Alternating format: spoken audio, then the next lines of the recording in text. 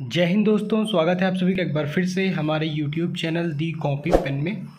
तो हम लोग बात कर रहे हैं डीएलएड सेकेंड सेमेस्टर में एजुकेशन का जो फर्स्ट पेपर है, वर्तमान भारतीय समाज और प्रारंभिक शिक्षा। तो इससे पहले हम लोगों ने 3 लेसन इसके समाप्त कर चुके हैं और जो हमारा पहला लेसन था वो बड़ा था, इसलिए हमने उसको 2 पार्ट में किया है। आप प्लेलिस्ट पर चेक कर सकते हैं। ठीक, तो आज का जो हमारा लेसन है वो है प्रारंभिक शिक्षा की पृष्ठभूमि। देखिए, ये जो लेसन है प्रारंभिक शिक्षा की पृष्ठभूमि, ये काफ़ी लेंदी है भाई, बहुत बड़ा लेसन है और इसमें काफ़ी चीज़ें हैं जो पेपर की दृष्टि से बहुत ही इम्पोर्टेंट हैं। तो अभी हम क्या करेंगे कि इस लेसन को, क्योंकि ये काफ़ी बड़ा है, तो हम इसको कई पार्ट में एक एक हेडिंग के थ्रू या एक एक टॉपिक के थ्रू पढ़ाएंगे। इसको आपको हम पढ़ाएंगे। ठीक, तो इससे क्या होगा कि आप आसानी से चीज़ों को समझ लेंगे और छोटे छोटे वीडियो में आप इन चीज़ों को आसानी से समझ भी लेंगे और ज़्यादा लंबा भी नहीं होगा, तो आप बोर भी नहीं होंगे। तो एक एक वीडियो एक एक टॉपिक पे रहेगा, तो आप आसानी से इसको समझ भी सकते हैं। तो देर न करते हुए वीडियो की शुरुआत करते हैं। लेकिन उससे पहले आप अगर हमारे चैनल पर नए हैं तो प्लीज़ उसको सब्सक्राइब कर लीजिए, लाइक करिए और शेयर भी करिए। तो लेसन का जैसा नाम है कि प्रारंभिक शिक्षा की पृष्ठभूमि, तो शुरुआत में जो हमारी शिक्षा व्यवस्था थी वो कैसी थी उसके बारे में इस लेसन में हमें जानना है। तो आज हम बात करेंगे सिर्फ कि प्राचीन काल में शिक्षा की विशेषताएं क्या थी और या शिक्षा के उद्देश्य क्या थे प्राचीन काल की शिक्षा के। और ये एक और लैंग्वेज में आ सकता है, वो है वैदिक कालीन शिक्षा की विशेषताएं। ठीक, अगर आ गया पेपर में कि वैदिक कालीन शिक्षा की विशेषताएं बताइए या प्राचीन काल में शिक्षा की विशेषताएं, तो आप वही समझिएगा कि प्राचीन काल में शिक्षा की विशेषताएं, वैदिक कालीन शिक्षा की विशेषताएं दोनों एक ही हैं, आप लिख सकते हैं। और फिर उसके बाद हम इसमें जानेंगे कि वर्तमान में, ठीक है, भारत की परिस्थितियाँ क्या हैं शिक्षा के मामले में। फिर चलिए शुरुआत करते हैं। तो अब प्रश्न 2016 में आया हुआ है बीटीसी में 2016 में कि वैदिक कालीन शिक्षा की विशेषताएं लिखिए या प्राचीन भारतीय शिक्षा की विशेषताओं का वर्तमान में किस प्रकार उपयोग हो सकता है बताइए, ऐसे बन सकता है।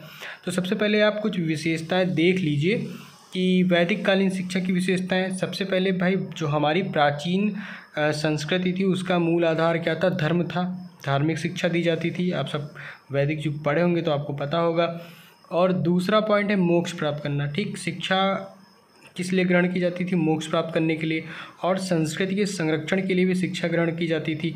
ऐसे ही अगला पॉइंट है स्वस्थ चरित्र का विकास और सामाजिक कुशलता की प्राप्ति और व्यक्तित्व का विकास। तो ये कुछ पॉइंट हैं जो वैदिक कालीन शिक्षा की विशेषताएँ हैं।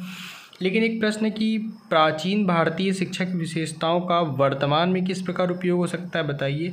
तो वैदिक काल की शिक्षा की विशेषता भाई प्रशंसनीय रही है। आधुनिक समय में इनकी प्रशंसा की जाती है। इसका एकमात्र कारण यह है कि वर्तमान राष्ट्रीय शिक्षा जो प्रणाली में इनका सफलतापूर्वक जो प्रयोग है वो किया जा सकता है।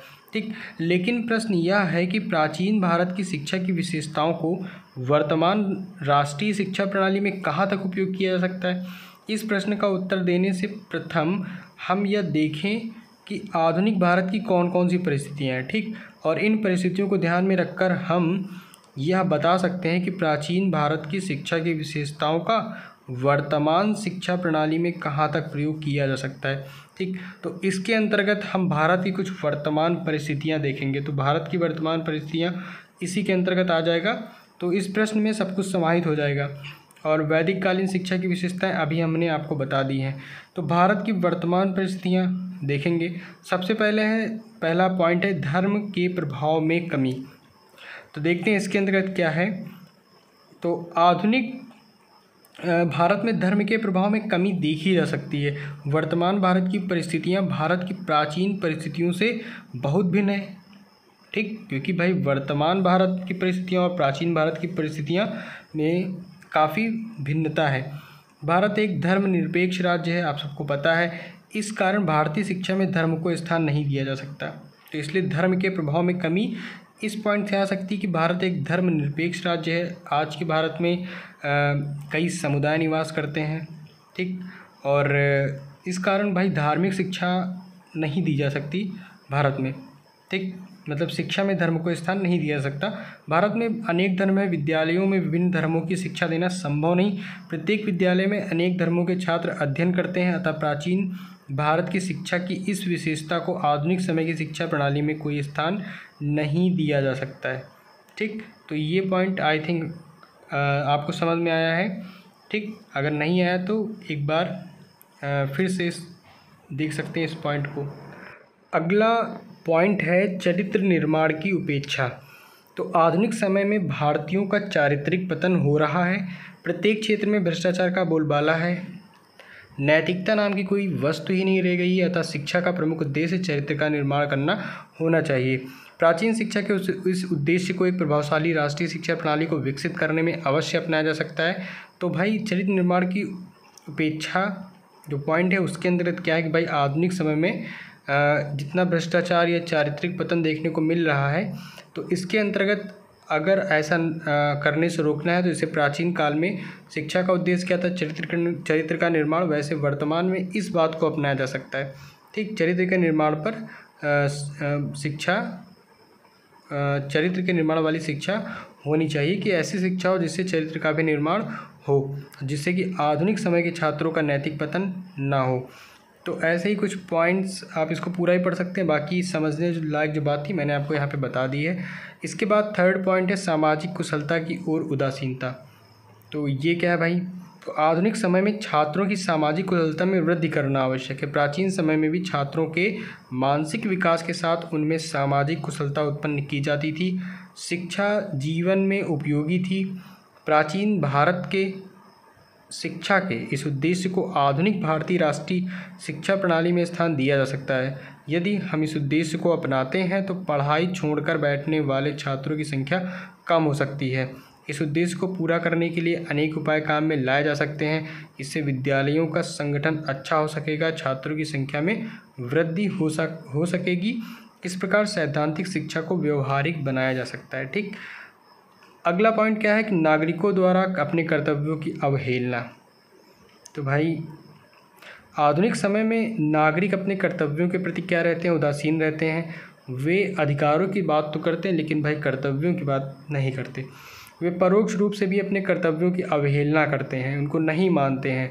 प्राचीन समय में इस ओर विशेष ध्यान दिया जाता है। प्राचीन जो समय की शिक्षा की इस विशेषता का आधुनिक समय में अपनाया जा सकता है। ठीक, भारत एक प्रजातंत्रवादी देश है। प्रजातंत्र की सफलता के लिए प्रत्येक व्यक्ति को अपने सामाजिक कर्तव्यों का पालन करना चाहिए। शिक्षा मतलब ऐसी होनी चाहिए